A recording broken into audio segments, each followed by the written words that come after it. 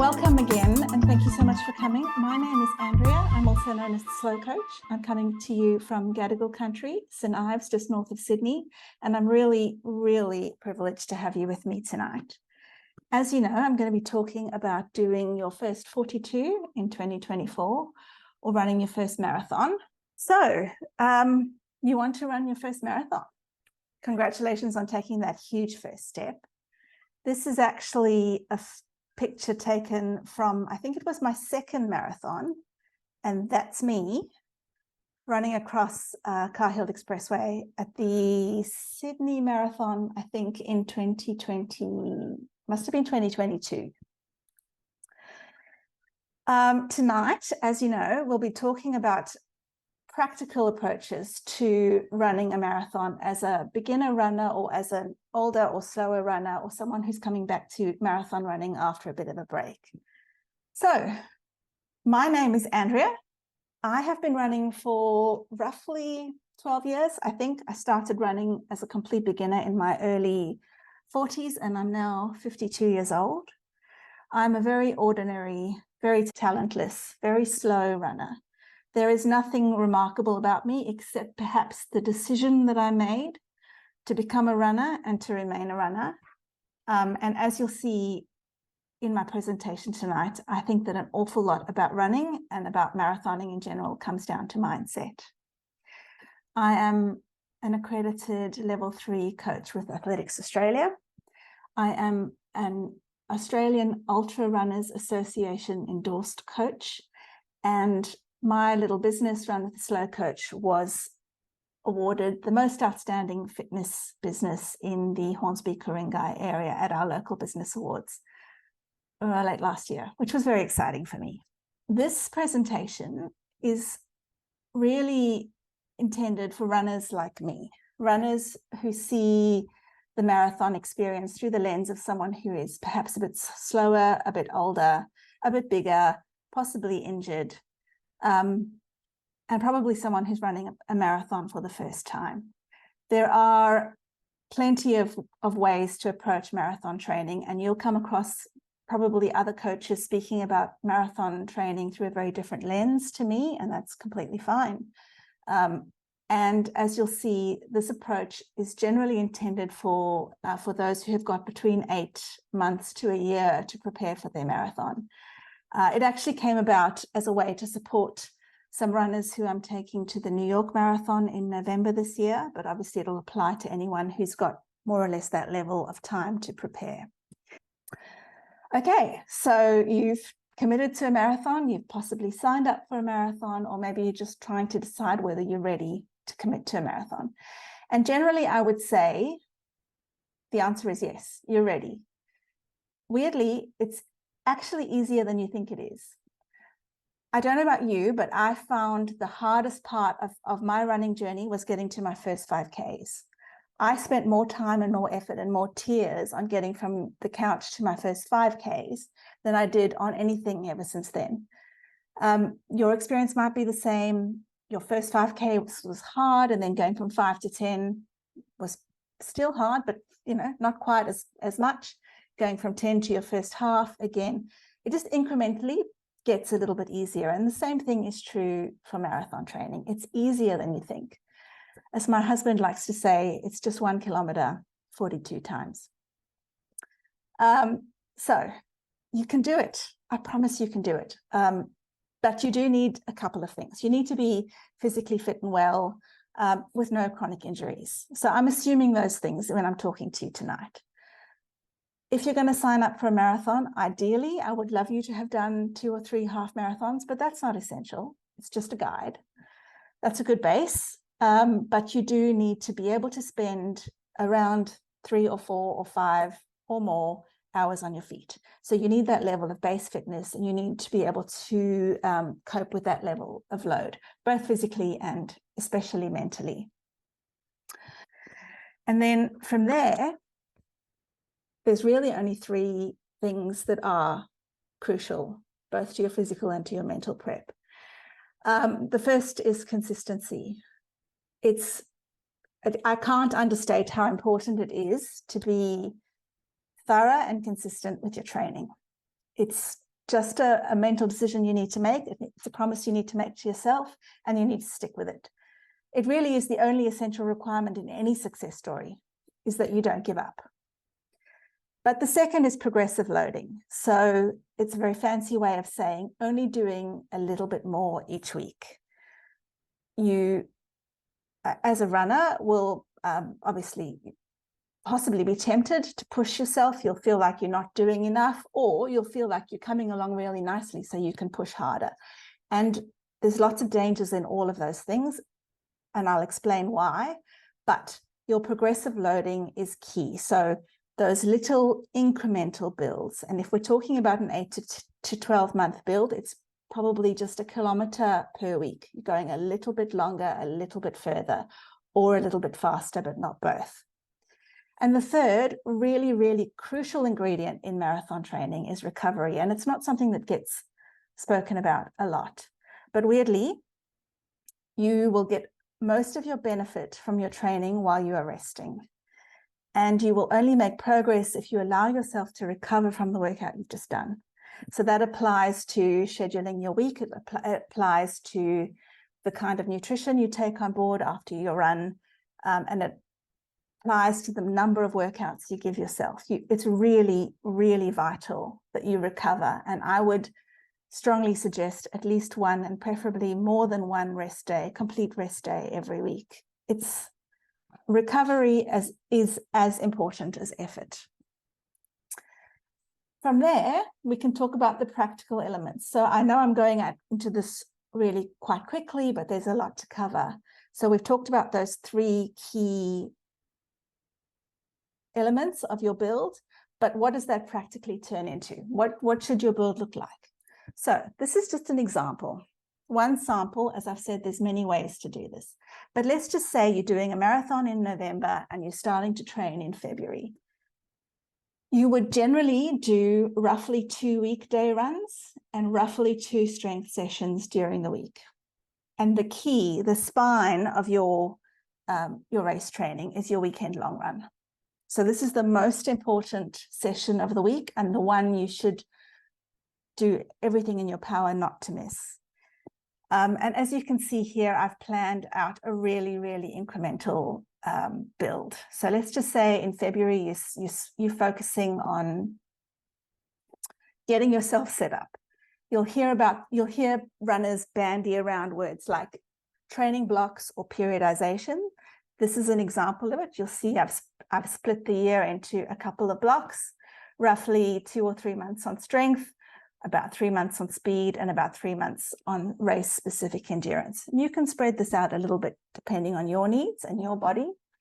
But let's just say we spend the first part of the year building our strength. And we would start with foot strength, but also things like calves, feet, knees, quads, glutes, hips. So getting really nice and strong and getting a base level of fitness. So 2 or 3 weekday runs and your weekend long run, and that might look like this. And here's the incremental build.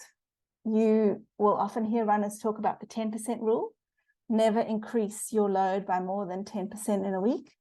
So going from 5 to 6 kilometers, 6 to 7 kilometers, 7 to 8, and so on. It's a really nice, slow build.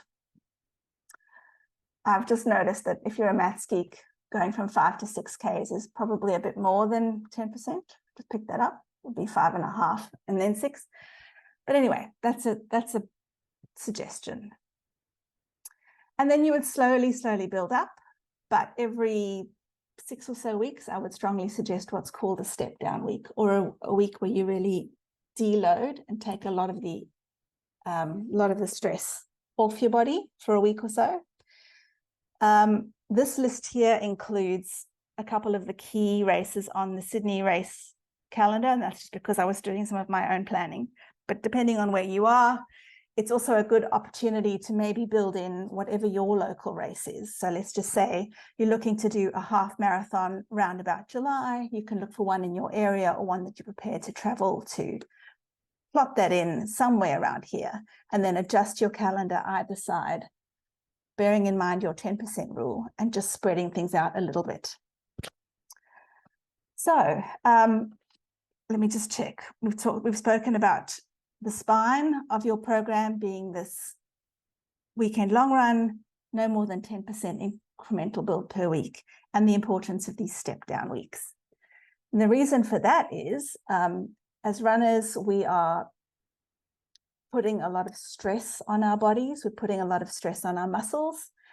And you'll often hear coaches talk about that they'll use the term load. So basically, these repeated forces, these stresses, both on your physical body, but also on your, your mental prep, possibly on the load that is putting on your family, as well as they support you through your marathon, all those things. They're creating a lot of load.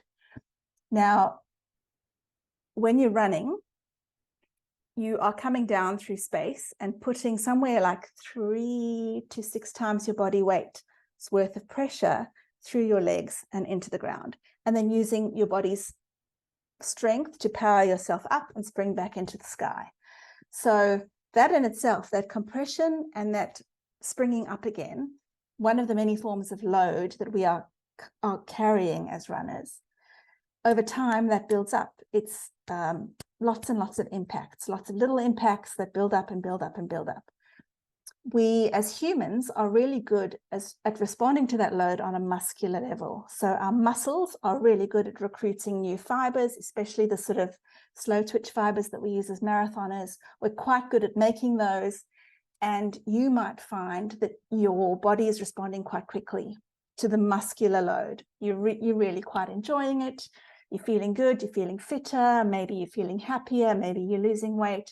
And it's very tempting with all of that kind of feel-good stuff and the runner's high that comes with it to push harder. But unfortunately, while our muscles are doing a great job of adapting to our load, the things like tendons and ligaments and fascia and bones are not nearly as good as responding to that load in a quick time frame. They take a lot longer. So we need to forcibly reduce load from time to time to give those other things to get access to the resources and the nutrients that they need to get stronger, and they take a longer period of time to do it. So that's why we have these step down weeks. We forcibly do a period of recovery. And remember, I said that often in the recovery is where the magic happens. It's when you're resting that you get fitter. So don't underestimate the importance of these step down weeks. I've programmed one in here, say every 6 to 8 weeks during the program, but you might actually need them more often than that. Some runners have them every 4 weeks, and that's fine. This, as I'll keep stressing, is just a guide. And every runner is different, and every running plan and every training plan is different. So we've spoken about the weekend long run, but as I've already mentioned, you're also going to need weekday runs and strength workouts. And those, again, they're going to need to look different. And for the sake of variety, you're going to want to have, a range of them to choose from. So in your first 3 months, while you're doing a strength build, you're trying to get stronger and trying to build a really good base. You're going to want to do things like hill repeats, your standard sort of 5K runs, park runs, and time trials, those sort of shorter efforts, time on your feet. Fartlek, which is a very funny word that always produces a giggle, but basically is just a fancy way of saying playing with speed, going faster and then slower, and having a bit of a playful approach to running, but loading and deloading yourself in different ways, with your focus during your strength build on your effort, putting a little bit of intensity into all of this. Then when you move from a strength build into a speed build, your workouts might change slightly. You might prefer to do things like hill repeats, which is, as it sounds, hard up, easy down, usually for 20 to 30 minutes or so. You might want to do sprints and surges. So during your run, just for a K or so, go faster. Or at the end of your run, do a couple of 100-meter strides. I know I'm throwing lots of jargon in the air here, but I will gladly answer questions if you don't know what these things are.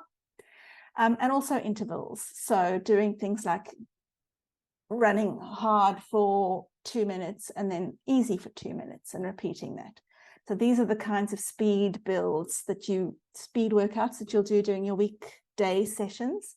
And your focus here will be on intensity. So you're going to go a little bit harder or a little bit faster than you probably would like to, but that's where the magic happens. It's really how you acclimatize to the lactate buildup, and it's where you build that skill of being comfortable with being uncomfortable, which is the vital attribute that we have as marathoners.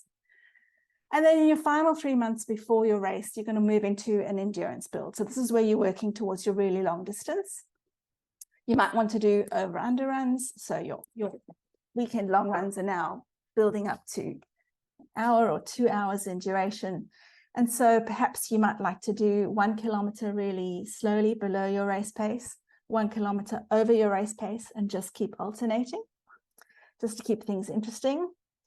You might want to do long tempo runs where you actually practice your race pace, or perhaps something a little bit faster than race pace. And you might like to do pyramid runs, which is where you start off slowly, gradually get faster towards the middle of your run, and then ease off again towards the end. And during your endurance build, your focus will need to be on your mindset, which I think I've already said is probably the key ingredient to your overall success. And the staple across all of your building blocks will always be your strength workouts, at least 1 or 2 every week, and of course, your weekend long run. But if you're looking for gains, if you are looking to become something better in your version of yourself, that this is actually where you're going to find it. It's the block in which you move your lactate threshold to the right a little bit. So basically what you're doing is training your muscles to cope with that lactate buildup and learning to flush it during the run.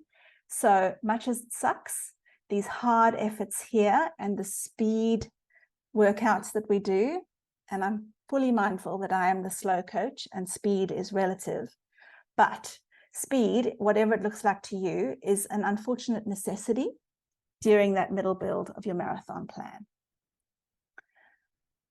Okay, and so moving along, and I know that I'm moving quite quickly here, but we do also need to talk about gear. You can't really approach a marathon plan without talking about this a little bit. There are very few true essentials in running. You actually really don't need very much at all, apart from, crucially, a good pair of shoes, and preferably a pair that have been professionally fitted by a specialist running store. I would advise going to someone like Pace Athletic or somebody like that. If you're local to St. Ives, go to the Shoe Guru. Generally avoid the more generalized sort of sports stores because their staff are not necessarily runners. If you're getting advice from an actual runner while they're fitting your foot, that's really who you want to see. The other vital for those of us who need one is a really good sports bra. So don't skimp on that either. But you may also like to invest in a few other nice to haves, like a good running watch, which can double as a bit of a coach for you during a marathon plan. Some good sports earphones so that you can listen to music or podcasts or audiobooks while you're training. And then something to track your progress like Strava or Training Peaks, or even just recording your data to your own spreadsheet on your computer. But these are all tools that I use and strongly advocate for because they do add richness to the marathon training program. And now we talk about nutrition. And this is a minefield and a very specialist area all in itself. But you can't talk about marathon training without talking about food. It's really, really essential, both during your build and during your run. It's crucial, and so it's good that we just dive into this a little bit together. During your build, and we've spoken a lot about those gradual builds and the training blocks, each one needs really good fuel to get you through it, just like you wouldn't put cheap petrol in your car. Putting good fuel into your body is going to make a really big difference to the quality of your training. In the early stages of your marathon plan, you would have heard this many times, I would encourage you to eat the rainbow. Eat every color, eat every texture, eat every fiber, eat every carb. Just eat all the colors and eat well, good quality food, lots of grains, lots of carbs, good quality protein, all the things. Just like you are training your body and your muscles and your mind, you are also training your tummy, you're training your gut during marathoning. So all of this is teaching your body really how to internalize the fuel, how to adapt the fuel for your training needs, how to store the fuel for your training needs, which is really important. So please eat well. In terms of carbs, you'll hear runners talk about carbs a lot and carb loading. I would encourage you to go for the really slow release carbs and the colorful ones, so pumpkins and sweet potatoes and lentils and brown rice. You know what good nutrition looks like. Eat lots of it and experiment with what works well and what makes you feel good. Added to that is the really crucial importance of consuming protein, especially after every hard workout. So once you've finished a run of any nature, I would say within the 30 to 45-minute window of completing that workout, please eat or drink some protein. It's going to make a big difference to your recovery, and it's going to mean that the minute little tears and damages that you've created in your muscles and your bone and your tendons and your ligaments and your fascia, which are crucial, by the way, those tiny little injuries that happen as a result of the impact. As you repair those, that's how you become stronger. That's how you become fitter. That's how you become more efficient. But the building block that your body needs to do those repairs is protein. So eat or drink protein after every workout in any form that your tummy enjoys. For me, it's often coffee because there's enough protein in the milk to meet my needs. It's something as simple as that will do. So that's during your build. But the other really important part of your marathon training is learning to eat during your run. Now, runners often balk at this idea. It doesn't feel natural to eat while you are running. But as marathoners, it's really, really crucial that we learn this skill. So just like you're training everything, you need to train your tummy and you need to train your head to get comfortable with training your tummy. So you must eat while you are marathon running, while you are doing your long run. So what does that look like?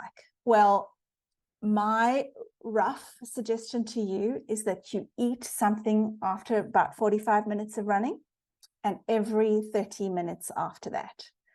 So for me, that will often look like something at about the 7 to 7.5K mark, and then every 5Ks after that. So you can set that up as an alert on your watch or on your phone to bing at you to remind you to eat. The temptation will be to not eat, especially in the early days or especially in the early part of your run, because you feel great and you feel like you don't need it. And often you're running early in the morning when you just don't feel like eating anyway.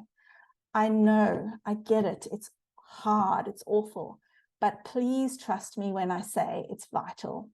You can't fuel those long efforts without food. You will only have a very limited store in your muscles from the night before. Usually of a thing called glycogen, which is the quick release energy that your muscles can store. You will only have enough of that stored in your body and in your muscles to fuel your first 30 to 45 minutes of running. After that, you will be depleted.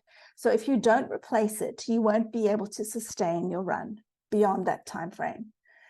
So while you don't feel like you need to eat, you really, really do. It's a skill like anything, of learning to do it. And also it's a skill that your muscles learn over time of how to store that fuel well and how to release it. You're probably wondering, what should you be eating? And the answer to that question is very much, it depends. It depends on you and it depends on your tummy. So as a rough guide, before a long run in the morning, I'll often have either a banana or a small bowl of oats, and for me, essentially a cup of coffee. I swear there's more caffeine in my system than blood, but that might not work for you. So you will need to try things a little bit, just like all of our running, it's practice. You're going to need to try and figure out what works for you and what doesn't. But eat something 30 to 45 minutes before you go running. Eat something 45 minutes into your long run, and eat every 30 minutes after that. Eating while you're running might involve things like gels that you can buy at a sports store. You might prefer things like jelly beans or small muesli bars, granola bars, or my personal favorite is soft boiled potatoes, salted potatoes. Strange as that is to carry as a runner, you can actually squash them into your pockets in a little Ziploc bag, and to me that's manna from heaven. But you're going to need to play around with that. Find what works for you, but please don't neglect the eating. And as I've said here, you need more fuel than you think you do. So while you're feeling good in the first part of your run, working towards a marathon of 3 or 4 or 5 or 6 hours or longer, depending on your body, you don't think you need fuel for the first 2 hours because you're feeling great, so you don't eat. But the problem is, after 3 or 4 or 5 or 6 hours, your body really, really needs that fuel. And if it's not there, it's going to really affect your performance. You'll hear runners discussing something called bonking, which is nowhere near as fun as it sounds, I'm afraid, speaking from experience. And basically that's when you hit that place as a runner where you've got no more glycogen fuel, and your body actually has to start breaking down the protein in your muscles in order to draw fuel into your bloodstream. And it's an awful process that makes you feel sick, and it really, really affects your running and your state of mind. It's horrible. So you really want to avoid the bonk. You want to keep lots and lots of glycogen, lots of sugar coming in. And it's also going to affect whether or not you hit that mythical wall, which I'll talk about in a little while as well. Okay. And the golden rule, the absolutely unbreakable golden rule, is that when you're actually running your race, that you eat nothing new. You don't eat anything new, you don't wear anything new, you don't do anything new, nothing new on race day. Everything is practiced. Your tummy is used to everything, and you know you've got this sort of confidence that everything's going to go well. You don't need to worry about those emergency stops at the Portaloos. Okay, so I'm galloping along here, and I've spoken a lot about actual running, and I've spoken a lot about food. But there's a lot to the marathon process that actually has got nothing to do with running itself. And these things can make or break your marathon prep, even though they've got nothing to do with running. The first one, the vital one, is the importance of strength workouts. So as I've said many times, your body will only be able to cope and adapt to that load and that repeated impact if it has a base of strength. So just like a trampoline that needs to catch and release all that force from your running, the strength of your muscles and the strength of your joints, the strength of your fascia, the strength of your ligaments, it needs to be in place to catch and release all that force over and over and over again over the 8 or 12 months of your marathon build, and specifically over the 5 or more hours on race day. Strength workouts are vital, but so is fuel. We've spoken about nutrition during your build, we've spoken about nutrition during your race, but what I haven't really spoken about here is nutrition during your recovery. So that's really important too. Eating well on your rest days, eating well after your workouts, eating well after your races, especially having that sort of good source of protein coming into your body is going to make a big difference to your recovery, and your recovery is going to make a big difference to your approach to the next day's training. So please don't neglect that. Alongside all of this, perhaps even more important, is the quality of your sleep. It's really vital. The only workout you benefit from is the workout you recover from. So please prioritize sleep during your race training. Sometimes it can be as simple as setting an alarm to remind yourself to go to bed, just like you set an alarm to wake yourself up. But prioritize your wellness and prioritize your sleep and prioritize your self-care, because it's going to make a big difference to what kind of brain and what kind of body you take to the starting line. Alongside all of that, of course, is hydration. So drinking water is really important, but during your actual runs, drinking other things too, drinking a source of carbohydrate like Tailwind. And there's plenty of other great options out there. So experiment with all of those and make sure you hydrate on your recoveries too. Rest, which is different to sleep, is important. Having those 0 days or those step down days, having some time on the couch with your feet up every day, also having time to sort of rest your brain, really going to make a big difference. And doing cross-training is really important too. So don't just run. Try and make sure that you use your body in a different set of lateral movements. Do things like swimming or yoga or dancing or biking or walking or whatever it is you like to do. Do something that doesn't involve running, and do it fairly often.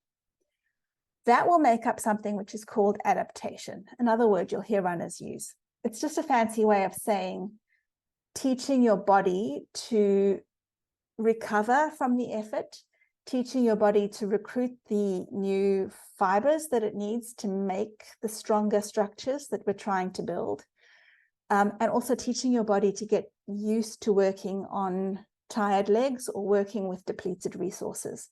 So you might find that your training plan schedules a 10K long run on a Saturday and a 2K adaptation run on a Sunday. So that's just a way of making sure your lactate gets flushed, the new muscle fibers are being recruited, and you are learning to run on tired legs, which as a marathon runner is really crucial. So the things we do on non-running days are as important as the things we do on running days. Oh, am I going the right? Oh, yeah, okay. A lot of your progress happens when you're not running. Now you know why. But the most important non-running essential is mindset. And I can't stress this enough. If you think you can or you think you can't, you're right. So what happens up here, and the muscle that works hardest on any run, is the one between your ears. So I would encourage you to invest as much time on training your mind and your outlook as you do on training your body. There's plenty of ways to do this, and I'm the first to acknowledge that it's not easy and that it's not always going to go well, but it's really important. Okay, so how do we do that? How do we build a strong mindset as marathoners? Well, these are just a couple of tools, and you'll find many more. The first is to visualize. Visualize who you want to be as a runner. Visualize how you want to feel on race day. Visualize what it's going to look like when you cross your finish line. But use that power of visualizing something so that you have something to look forward to. Along with that, the visualization is a kind of way of rehearsing something. So picture in your brain how you want things to go, but also what you're going to do if things don't go to plan. So if you have all of that rehearsed in your head, it's not going to be such a surprise when it actually happens. So think and visualize and practice the mental aspect of your running as much as you can. You might like to do that around having a goal. Now, this is not essential and it doesn't work for everybody, but I like to have a goal. I like to have a goal in terms of what I'm training towards, but I also like to have a goal for how I want that particular day to go. So let's say we're talking about marathon running, and you might have the goal of a particular milestone marathon, and your goal might be to run it in 5.5 hours, for argument's sake. That's your goal. Great to have that goal. Awesome if you make it. How fabulous. But also totally fine if you don't. It's just that I feel like in my world, having a goal and failing is still going to bring me closer to a better version of myself than not having that goal. So I like to have it. I like to have the big scary goals, knowing that even if I don't make it, it sort of doesn't matter because I'm still going to end up better off relative to where I was when I started. What's the saying? If you shoot for the moon, even if you miss, you'll end up amongst the stars. And then having a why.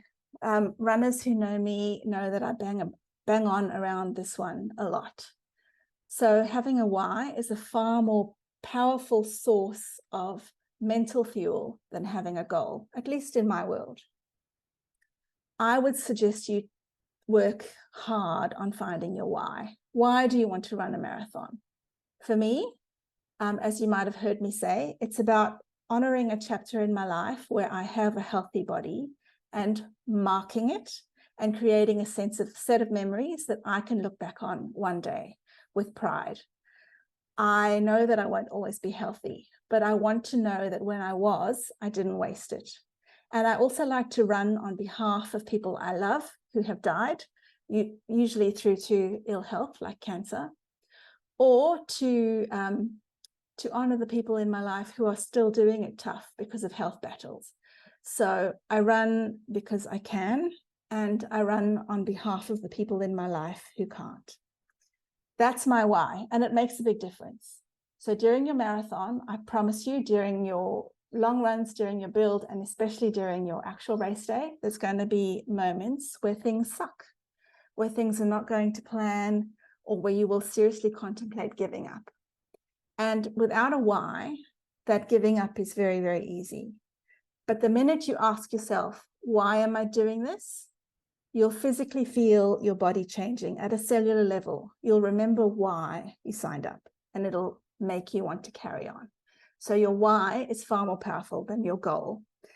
And I'd encourage you to find yours, write it on your arm, publish it on your social media, commit to it, and make it part of your training. Alongside that, you might like to have a mantra. I have many, and they tend to change a lot based on what race I'm doing or what phase I'm in my life. But one of my favorites is that pain is temporary, but pride lasts forever. For me, finding an avenue to find a way that I feel proud of myself has been quite life-changing. It's not something that has come easily, and it's not something that you can go to the store and buy.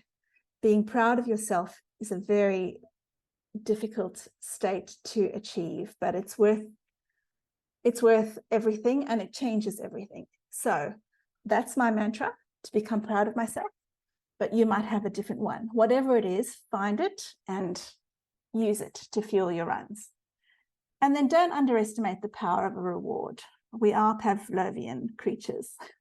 So the end of your long run or the end of your race, by all means, treat yourself to that milkshake or that night out or that new outfit or that pair of running shoes or whatever your reward is. But you've worked hard for it, and it's definitely something you could treat yourself to, something to look forward to while you're running too. All right, I'm nearly finished. Let's just talk about the actual marathon itself. We've talked about the build, we've talked about nutrition, we've talked about mindset, but what do you do as your race day actually approaches? By now you've done loads and loads of training runs. Your long runs are approaching 3 to 3.5 hours in length. What do you do next? And how do you cope with all of those nerves? What are the practicalities around race week? Okay, so here's just a few. Don't forget things like cutting your toenails. I like to do that a couple of days before the race, or one of my favorite things is to go for a pedicure. Taking care of your feet during race week is crucial. For the ladies, you might like to have a bikini wax. I just find that, psychological or not, it makes me think that I won't chafe quite so much. And to remember your fuel. So we spoke about eating the rainbow during your build. As you approach race day, that rainbow should probably fade, and it can turn more and more to white food. So this is where you're starting to look for the quick release carbs, things like mashed potatoes and bread and the easy digestible stuff that is going to produce that quick store of glycogen. So pastas and things like that during race week are a great option. Hydrate. Hydration doesn't start on race day. It doesn't start during the run. It starts about 7 days before your marathon. Make sure you're drinking 2 or 3 extra glasses of water a day on top of what you would normally be drinking. And you may like one of those glasses of water to contain an electrolyte as well. So something like Powerade or Gatorade or Tailwind or whatever source of electrolyte works for your tummy. Think about your race day logistics too. Plan your commute. How are you going to get there? How are you going to get home? What time does your train leave? What bus do you need to be on? Make sure you've thought about all the logistics, and also plan your race day kit. Don't ever run in anything new, always in something that you've done plenty of long runs in so that you know how comfortable it feels. But also think about what you're going to wear to the start line, especially if your marathon is happening somewhere cold. You might want to have extra layers that you know you can throw away at the start line. So in the months approaching race day, as I'm doing wardrobe cleanouts, I tend to put things aside that I know I don't necessarily want to hold on to any longer and that I can wear on race day and then throw away. Or sometimes I'll make a special trip to Vinnie's just to buy a jumper or something. Think about your outfit for the start line, as well as things like what's going to be in your drop bag that you can pick up at the finish line. Don't leave anything to chance. You need to plan every detail. Which brings us to the night before. You need to do things like charging your technology. Don't forget to charge your watch. I've done that once, arrived at the start line to discover that my watch was flat. Please don't be like me. Charge your tech, charge your watch, charge your earphones, charge your phone. Eat well and hydrate. So your night before race meal might be something like pasta or pizza or something that's really easy to digest. And make sure you hydrate, lots of water. No alcohol, preferably no alcohol the night before, even a couple of days before your marathon. Tempting as it is, and I'm famous for my love of gin and tonics, it's probably not something you want to do the night before. Go to sleep early and set your alarm, but don't be worried if you don't sleep well. I never do. I'm usually very afraid the night before a marathon. I'm very scared, and that keeps me awake. But I've also learned to trust the process, and that one night of poor sleep is not going to make or break your race. It just won't. And you're going to have too much adrenaline in your system anyway for it to matter. The adrenaline will get you through race day. So don't worry if you don't sleep well. You focus on your sleep a lot during your build, but the night before your marathon, it's great if it happens. Don't worry if it doesn't. You'll be fine. Race day, oh my God, after all that training, 8 or 12 months of training, hours and hours and hours on your feet, your 5Ks has turned into 30K training runs, and race day is finally here. What do? You need to eat breakfast. We've spoken about this, but it can't be underestimated. You need fuel in your tummy to get through your 5 or 6 or more hours. Please don't skip your race day breakfast. But don't forget to pack your race day fuel as well. So you're going to need gels or Cliff Bars or whatever it is, and you're going to need to find a way to store them. So you might have shorts with lots of pockets. You might want to have one of those running belts. If your race allows it, you might want to run with a hydration pack, bearing in mind that you can't wear those at World Marathon majors. So you can't wear a hydration pack at New York. It's just a security thing. But you still will be able to have a belt or, tights or shirts that have built-in pockets. Make sure you pack your race day food and leave plenty of time to travel to your start line. Go to the toilet, sometimes more than once if you're like me, and drop off your finish line bag if your race allows that. Okay, and then you line up and you wait. And the gun goes and the crowd surges, and the temptation is to take off like a bullet. It's almost impossible to state how easily this happens and how crucial it is that you don't let it happen, but don't go out too fast. I know that we're all slowlies, and that seems like a crazy thing to say, but with the crowd around you and the accumulation of all those nerves, You're not going to really be looking at your watch to monitor your pace, and you're going to go. And please, please, please just don't. Have something set on your watch that beeps at you to remind you to stick to your race pace. And slow down. You really need to stay in it for the long run. You need to conserve that energy, and you need a race plan that's kind of going to conservatively get you to your 3-hour or 30K mark, or whatever comes first for you, really conservatively, so that you can ideally leave as much in the tank for after that. Your training runs are generally not going to take you past 30Ks or 3 or 3.5 hours. So everything you're doing after that is new territory. And you need to have lots in the tank to cope with whatever comes up in that new part of the race that you've never run before. Don't go out too fast. But the most important thing you need to do on race day is enjoy yourself and make memories. You've worked so hard. You've so much invested in this as a runner and as a person.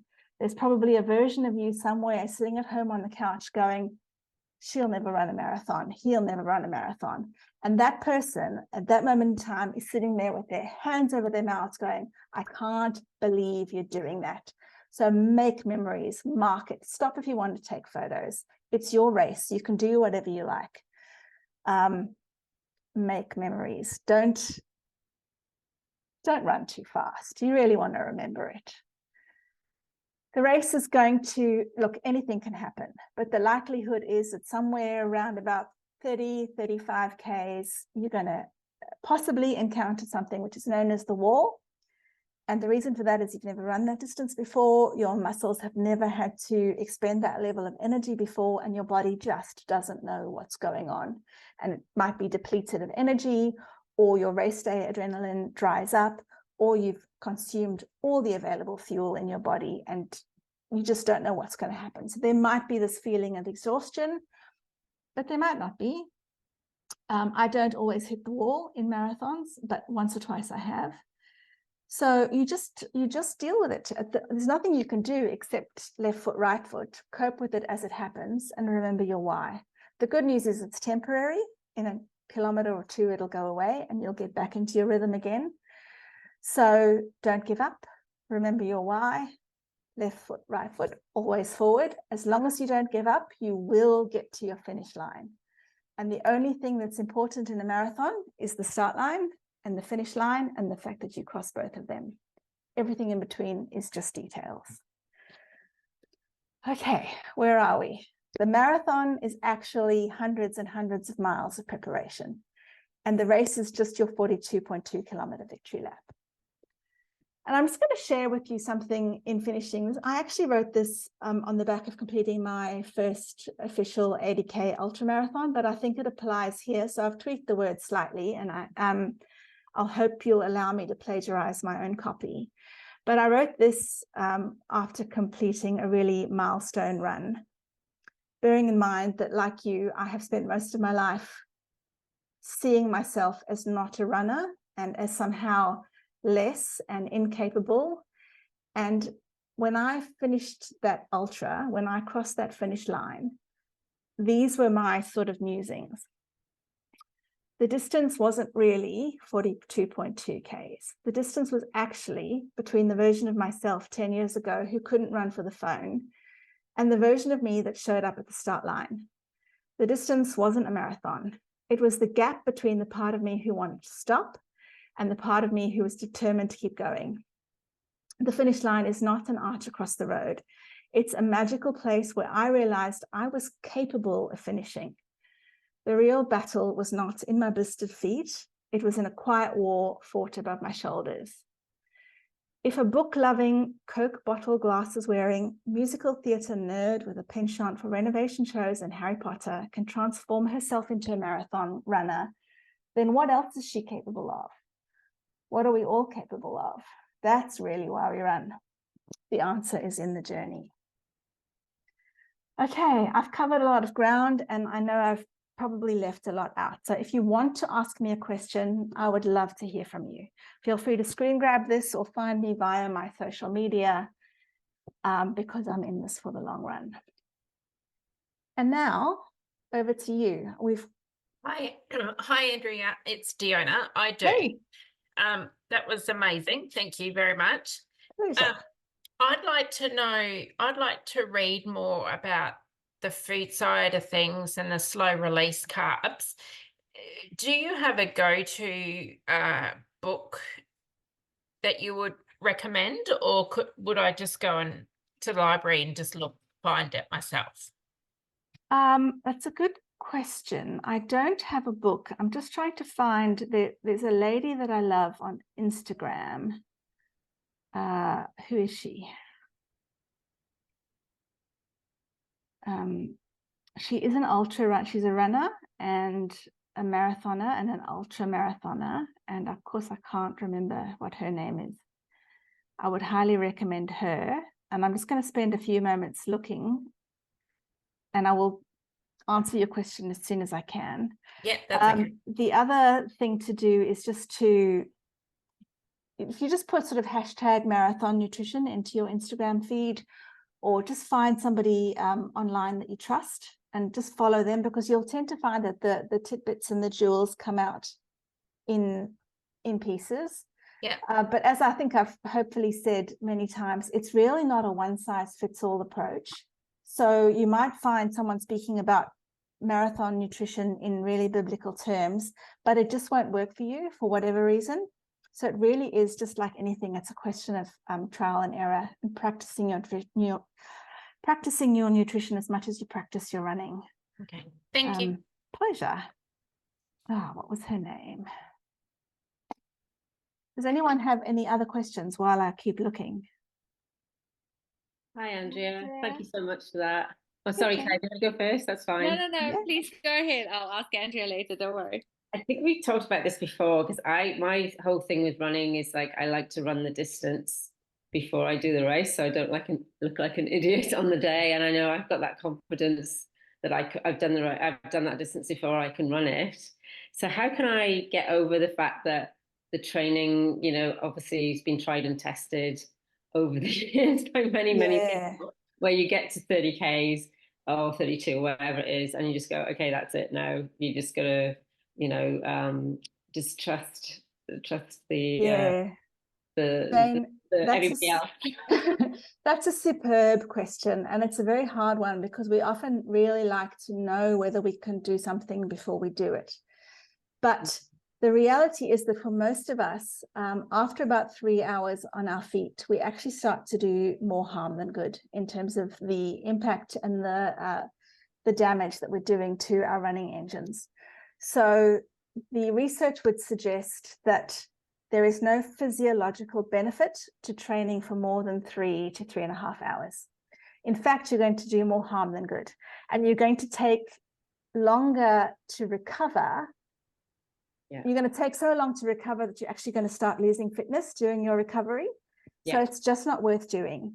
And I just feel like there is a point at which running becomes, also, should I say, marathon training becomes an exercise in faith. You sort of have to trust the scientists and you have to trust the runners, and there's millions of them who have gone before us, and they're all sort of telling us the story from the other side of the finish line, which is it's better to arrive undercooked than overcooked. You can actually do the marathon on, the science is quite clear that you can do the marathon on 3 hours of training. Your 3 hour long run will be enough. Yeah. 2 or 3 3 hour long runs. But if you do more than that, you're actually going to arrive at the start line with too much fatigue, too many tiny little tears, tiny little stress fractures, not enough nutrition stored in your muscles. You won't have nearly as good of a run, if you're fatigued as opposed to being well prepared. Yeah. So I guess it becomes an exercise in faith. But remember that the power of your mindset is the most crucial thing. So when your 3 hour running is up and your race is still going, your heart and your mind will get you to the finish line. So one of my favorite sayings is that you run the first third of your marathon with your head. You're remembering not to go out too fast. You're trusting your training. You're remembering your goals, your race plan, and all those things. You run the middle third of your run with your legs. You're running on your training. That all kicks in. You're feeling good. Things are going to plan. But you run your final third of your marathon with your heart. So that's where you have to believe in yourself. You have to remember your why. And you do it for the love of running, and you do it for the version of yourself who is cheering for you at the finish line, so that one day you can, when you get there, you're going to be proud of yourself, and for the rest of your life, you're going to be able to say, I am a marathoner. Yeah. Thank you. That's great. Sure. Diona, the nutritionist I was talking about, is called Tamara Madden, Madden. And her Instagram is called Mad on Nutrition, MAD on Nutrition. I think there is somebody else as well, and I'll find that and share it with you as soon as I can. Awesome. Thank you. Was there another question? Hi, my name's Tara. How you going? Hey, Tara. I had a really crappy first marathon, no training, just really hot day. It was 26. Yep. Our hottest training day here was 11 degrees because I'm rural Queensland. And it was, I'd hit the wall at like 17. Yeah. And I walked from 17 for 6 hours. Wow. Well done. That's amazing. It's really hard. Yeah, I know. And look, there's so much to unpack in that. It's not just that you had a shitty run and that it was hot, but it's also that you didn't get the run that you deserved. You didn't get the run that you trained for, and you didn't get the memories that you were hoping for. And there's a lot of grief in that. I get it. And I'm so sorry. I'm so sorry. That's just shitty.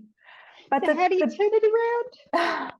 Oh, well, you do what you can do. The only thing you can do is try again.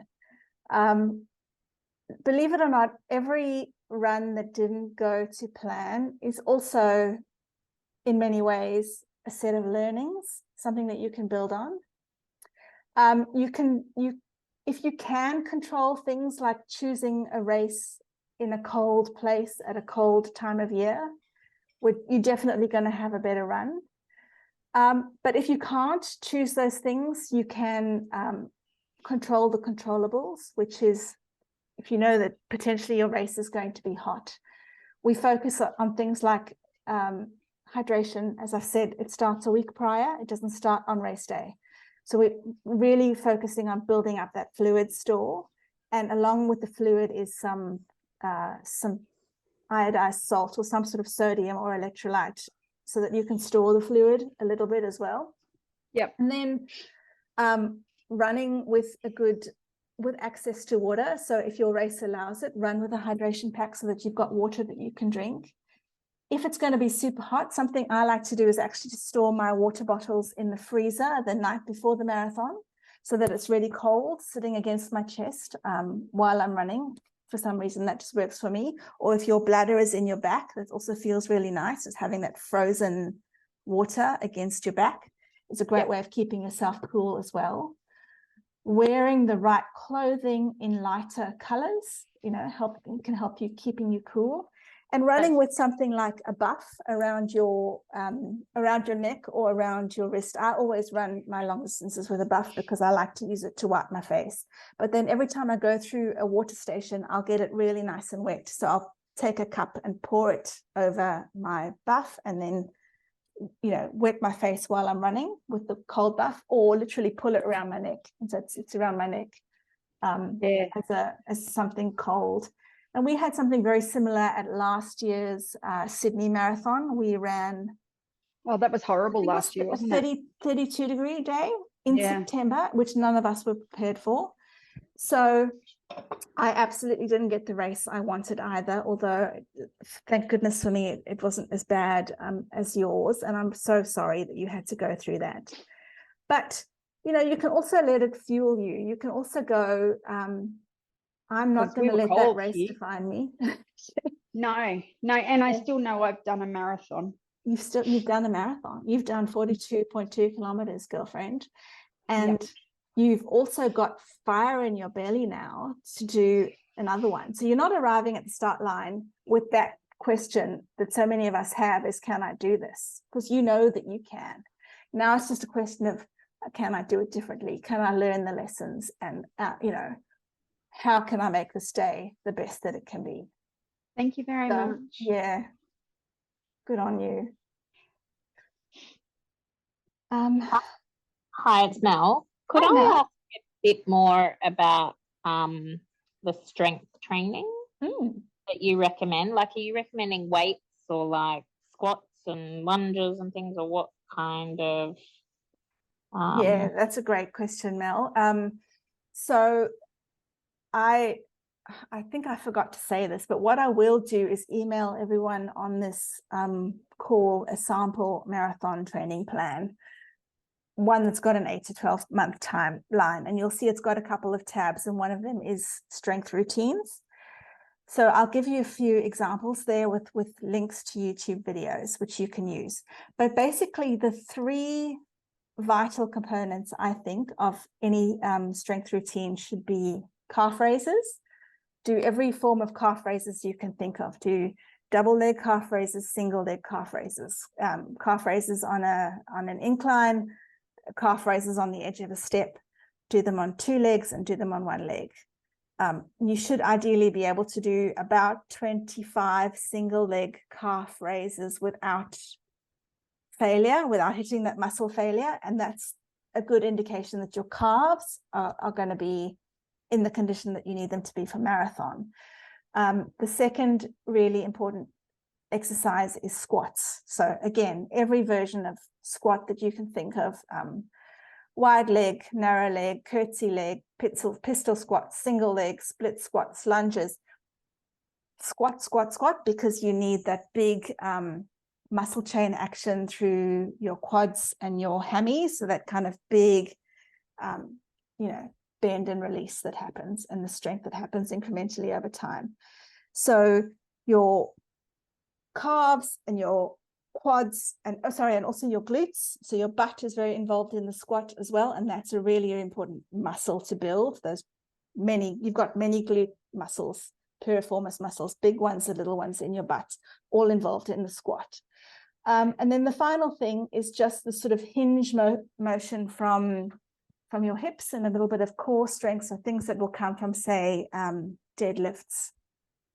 So hinging from your hips and up again, making sure that you have that range of motion in your hips in a forward plane, but also in a sideways plane as well. So sort of opening your legs to second position and really flexing your hips outwards, and then also flexing from your pelvis as you sort of bend and raise, and then doing your sort of deadlifts so that you're building a little bit of upper body and core strength as well.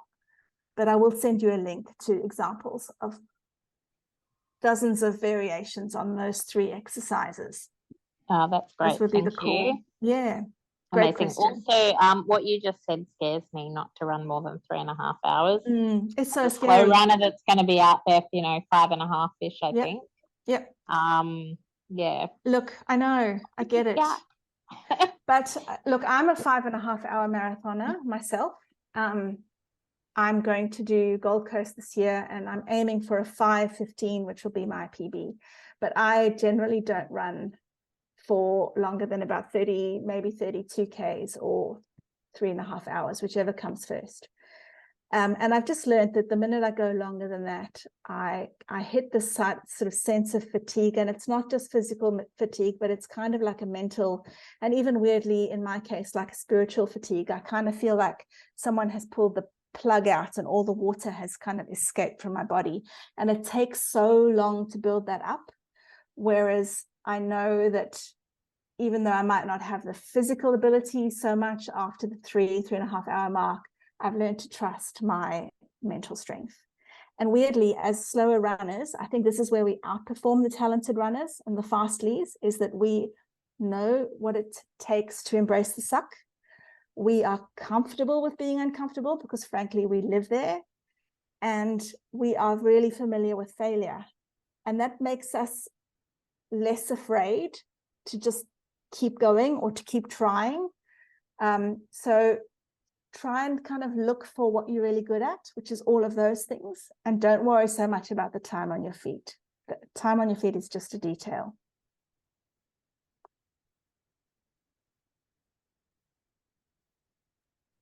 Okay, I'm just going back to check comments if there's anything I've missed. Claire, I'm in the same boat. I love the training. The marathon itself was less than ideal. I'm so sorry, Claire.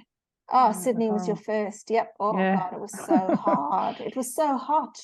It was so horrible. And lots of, especially I think the 7K water station had run out of water by the time I got there. And yeah, all the things. And Mrs. Wakefield, my crappy run, I just cried over, was 6 hours 16 at Gold Coast. That's not crappy. It's phenomenal. If you can do 6 hours without giving up, you're a bit of a superhero. So I agree. good on you. Well done. Can I ask a quick question? Of course. This is Claire. Hi. Hi, Claire.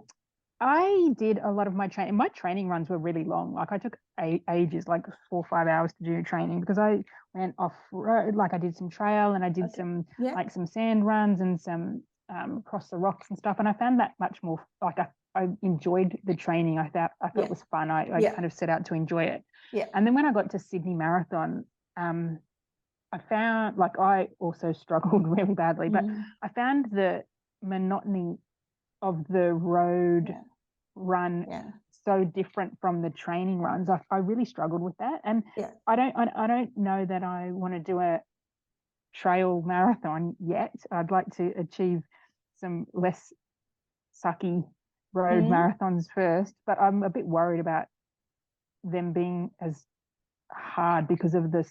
Like it just felt really hard, all the hard surfaces, and it just wasn't pretty.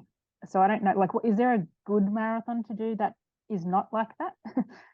Good question. I can't think of any trail marathons. I can think of some trail ultra marathons. Yeah, I'm not ready for that yet. No. I'll have what about think. marathon? I was going to say, just even marathons that are just not as prettier marathons, like road marathons are fine as long as they're just. There's one in Sydney, I think, the Sri Chinmoy one down in National Park. And I've not done it, but I've seen it advertised. I think it's like the end of the year. Sorry, that's the dog in the background. What's it called, sorry? Sri Chinmoy. So it's SRI, and then the surname is ChinMoy. I've heard of that. Yeah, a series in Sydney, some in, sorry, that's the dog again, Melbourne, and also Canberra. But so I know the one, I'm pretty sure there's a national park one. Okay, thank you. But Claire, that's a great question, and that sort of leads us into the mental game of running. And I would suggest another. There's so many ways to approach it, but is to really kind of notice what is actually happening when you. So, for example, you spoke about Sydney and found it really quite boring. But is that really just as a result of? Is it perhaps a harder surface? So your body is taking more of a pounding, which means you're kind of mentally going, this sucks, and that's kind of putting a filter on the experience for you?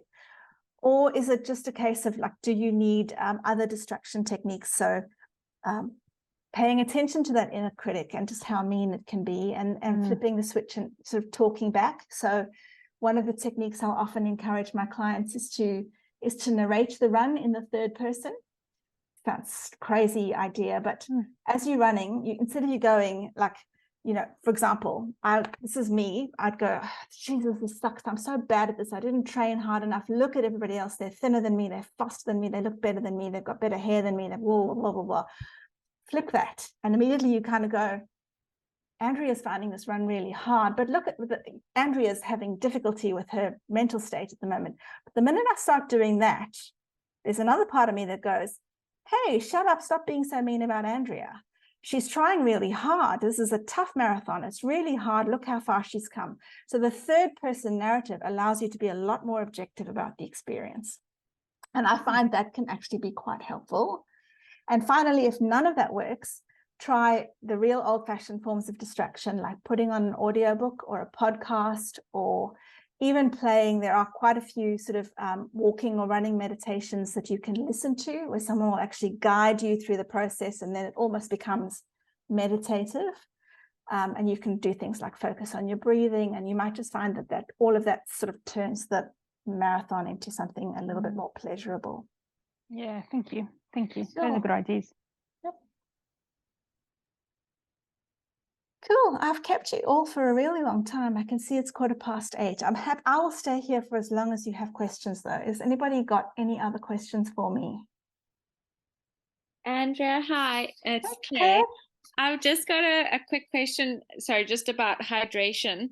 I know you said in terms of fueling, like the first 45 minutes you should start eating. Does that similar kind of rule apply for hydration? I mean, how much hydration should you take on during the race? Sure, great question. During training, I would say drink to thirst. So you don't necessarily, yeah, it's a tough one because you definitely need to drink, and you definitely need to drink more than water. So water alone is probably not going to cut it once you're approaching the marathon distances. So you do need a form of electrolyte as well. But again, it's a really personal thing and it needs to be practiced. But a good rule of thumb is to drink just after you eat every time. So in order for your body to absorb the carbohydrates that you're consuming, it does need water. And I can't remember, it's something like 5 grams of water for every gram of carb. I'll need to check that, Google it. But you do need water.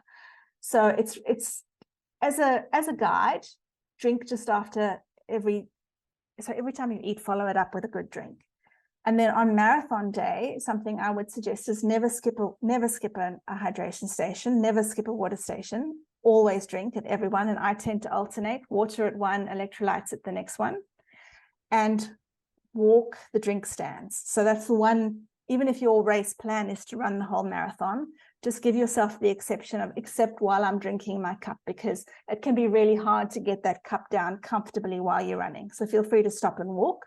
I just find that also gives me that little break and something to look forward to, and all the mental games we play about chunking up the race. That's something I do. But yes, drink with every time you eat. Great question.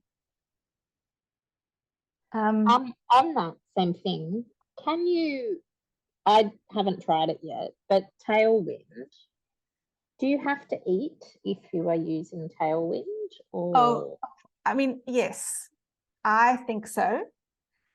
Bearing in mind that we are often fueling a much longer effort than the talented runners, so the elites and the people who can run a marathon in 2 hours or 3 hours or 4 hours have a different set of fuel needs. So they may be able to get through a marathon just on tailwind. Tailwind is a drink that contains a carbohydrate. So for them, it might be enough.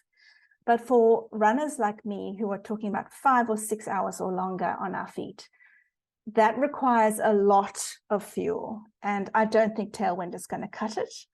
And I also don't think it's varied enough. It's a very, very refined carbohydrate source. So it gets consumed, it gets burned really, really quickly. Whereas for runners like us, with bodies like us, I think we need a richer carb supply than that. So I would really suggest that you're looking for other fuel sources as well. And again, that can vary throughout the run, and you'll find that your taste will change. At the beginning of the race, you might be craving the sweet stuff, and by the end, you're really wanting savory, or vice versa. So just make sure you have a supply of gels and jelly beans and Cliff Bars and muesli bars and potatoes or whatever it is, but have both ends of the taste spectrum, and something with some salt in it as well. So I've spoken about my love of salted potatoes. I don't think tailwind is enough for runners like us. But like with anything, it's something that you have to figure out for yourself and what works in your body. But I would strongly encourage you to find fuel sources over and above tailwind.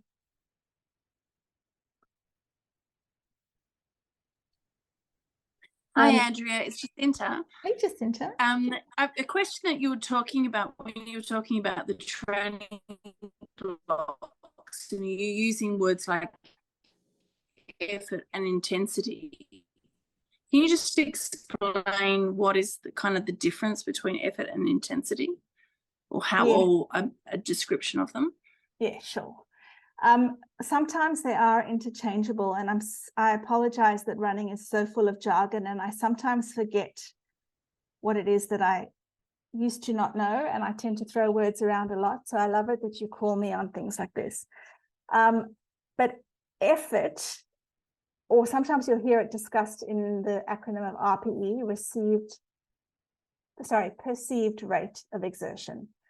So it's basically where your mental needle is sitting at. So let's just say, like right now, or if you're lying on your bed, your RPE would be zero. And if you're running the fastest you've ever run and you're doing a 9-second 100 meter, that would be a 10 on your RPE, your imaginary needle. Generally speaking, our marathon long runs are going to be at about a 6 or a 7 in terms of effort. So they are hard, but they are not, insanely hard. It's a pace that you can sustain. It's that sort of comfortably uncomfortable pace, but you could probably still talk to someone if they asked you a question, and you can probably keep going. So that is the kind of effort that we will be talking about on a marathon long run.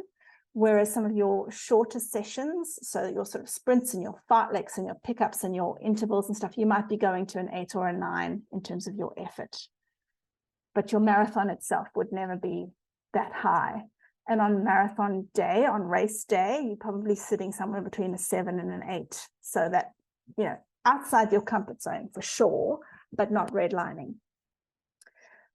Intensity is just, I guess, with how it's a similar word for a similar thing, but you would probably use the word intensity if you were talking about the quality of a session. So if I was talking about hill reps, for example, I would tell you to run up with an intensity, like a sense of ferocity or burning to your effort, like intensity, you're intense about your effort, going really hard up and then coming down super easy. You can walk, you can cruise, you can jog if you want to, but that there's no, your legs are just turning over and your intensity is really, really low.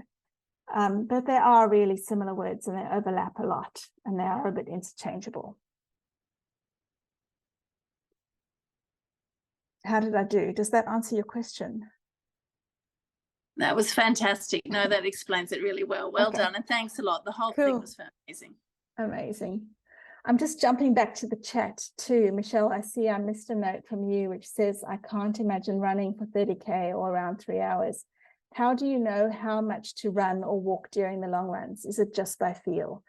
No, it's more than just feel. Unfortunately, you do need a bit more rigor, a bit more structure to it than that, because what you're trying to do is build a threshold for this level of effort, and you're trying to move your tolerance for that lactate up, or you're moving it to the right with every run. So your longer runs are getting longer on purpose. They're getting longer deliberately, but they're also getting longer incrementally.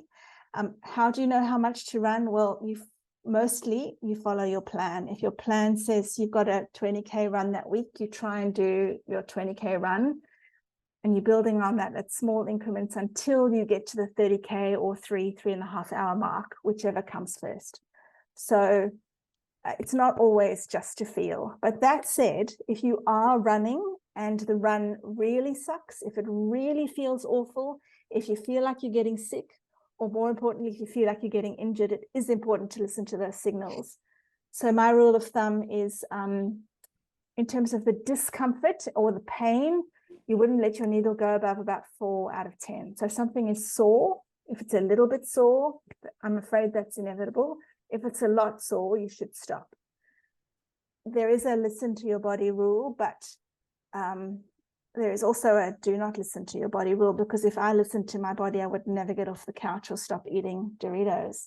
So there is a little bit of rigor to it, I'm afraid, and that's the importance of having a plan. And I will email you one as a reward and as a thank you for being here tonight, which you are welcome to follow, or you can adapt, or you can find anybody else's plan. There's millions of them out there, and as long as they're created by an accredited coach, the chances are it will work as long as you stick to it. So it does need a little bit more than just running to feel.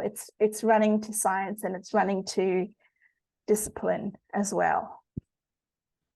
Yeah, I just feel like I've been running for a little while, and I often do like a run walk interval with increasing run intervals, but I generally feel like I'm not getting any better. Yeah, I know that's a hard one. And look, it might come down to what you want from your actual marathon. So if you're planning for your marathon to be a walk-run combination, which is perfectly valid, and it's actually a great way to run a marathon, then it's fine to do your training runs that way too. But if you feel like you're not making progress, then a way perhaps to measure it is to set out a little bit of a plan for yourself. And just by example, let's just say your first 2 or 3 runs are walk a minute, run a minute, and you do that for however long your run is that day. And then after a few weeks, you can reduce that to walk 45 seconds, run a minute and 15. And you can set up a timer so that, your phone or whatever is beeping at you. And you do that for 2 or 3 weeks, and then you go to run for a minute 30, walk for 30 seconds, and so on. And by all means, you don't need to eliminate the walks, but I guess what I'm trying to say is if you can see on your clock, on your phone, that your runs are getting longer and your walks are getting shorter, then you know you're making progress. Sometimes it doesn't feel like progress because your adaptation is so slow that you feel like it's the same. But actually, when you look at the numbers, you'll see that you're getting better. That's also the advantage of having things like Garmin or Training Peaks or Strava, is where you can actually see your metrics too in terms of graphs. It'll track things like whether your VO2 max is improving, or whether your cadence is picking up a little bit, or whether your heart rate is slightly lower during a run. All of those are signs that you're getting fitter. So sometimes your feelings are not a true reflection of the fact that you're actually making progress. Yes, true. Just out of interest, what's your watch? I went out looking for a new watch today. My watch died. This is a Garmin 955, which my husband gave to me for Mother's Day, I think, and he bought it on a sale. It is an expensive investment, but for me, it has been a godsend. I go through periods of the year when I do trail running, and I got significantly lost on 2 trail runs last year. One of them could potentially have been life-threatening. Luckily, it wasn't, but I make some stupid decisions when I'm tired. Remember, a marathon brain is a tired brain, and you lose your ability sometimes to think your way out of problems. And what I discovered was that for me, having a watch which had the map function on it and could tell me where to go so that I didn't have to remember was really valuable. It can also pace you to, certain times and things like that. So little tricks and things that it can do. For example, if you're doing a really hilly marathon, I can't think of any examples in Australia, but in South Africa, we have a very famous race called the Comrades Marathon, but it's got a lot of elevation. So it would be very hard to pace that one from start to end, knowing, you can't say you're going to run the whole thing at 7-minute pace, because it's just not possible. But you can program, the watch knows the race elevation, and you can program in what time you want it to finish, and then it will actually pace you. So on the bits where you're going downhill, it will pace you faster, and the bits that you're going uphill, it'll pace you slower, and it'll keep you on track to get you to your finish time. It also knows the route, so it'll say things like, left-hand turn coming up in 200 meters. So if you find, like me, that alleviates the stress of making poor decisions with an incapable brain, that's why I find it's been worth the investment. Okay. But not everyone needs one. Yeah. Thank you. Sure. Hi, Andrea. Hi, Meredith.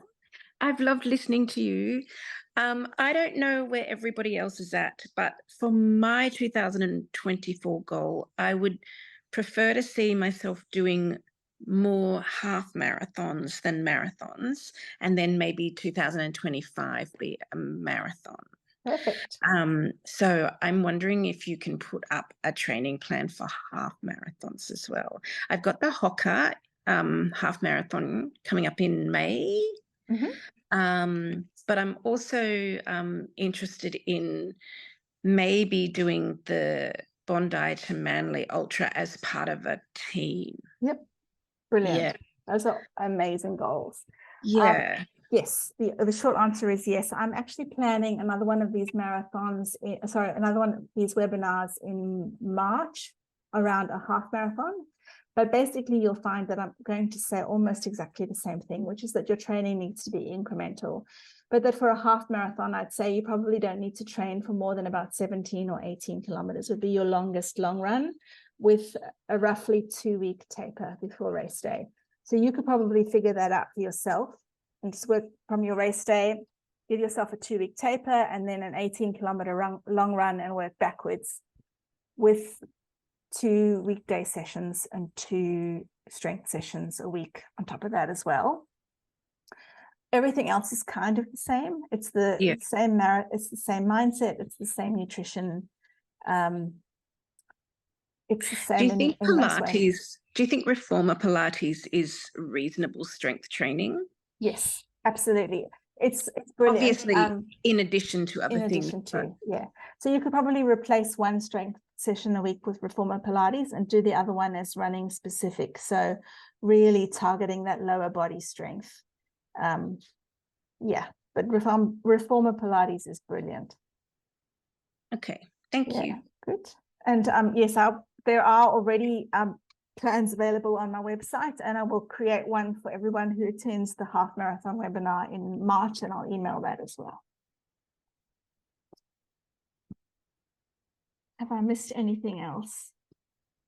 Mel says she's jeffing to avoid injury, so embracing my run, walk, run. That's brilliant. I'm a huge fan of jeffing, and I think it's a valid way. You can run a whole marathon that way, Mel. There's no pressure on, there's no need to run the whole thing.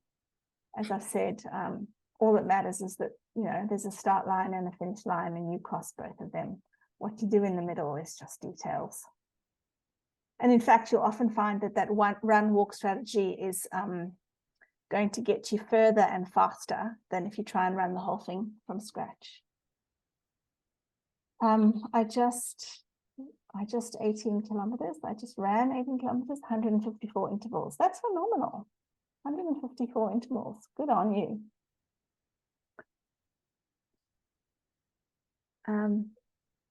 All right, it's nearly 8:30. Sorry, it's been a marathon session in and of itself. Any final questions for me? If not, you're very welcome to reach out to me via any of my social channels, my website, or my email. I do have a day job, but I'm usually pretty responsive before and after work. And I do love to hear from you. So please, by all means, send me your questions. And also, if you have any ideas, I'm hoping to do a webinar like this at least once every second month throughout the year. So if you have any topics you'd like me to cover, please let me know. Oh, thanks, Mel. That's cool. Oh yeah, was that Claire who I ran with in Port Stephens? She was awesome. I'm doing the backyard ultra with her in a few weeks' time. Thanks, everybody. Okay, well, I'll wish you a great evening. Thank you so much for your time and your attention, and I will talk to you soon. Thank you. Good All night. the best. Good night.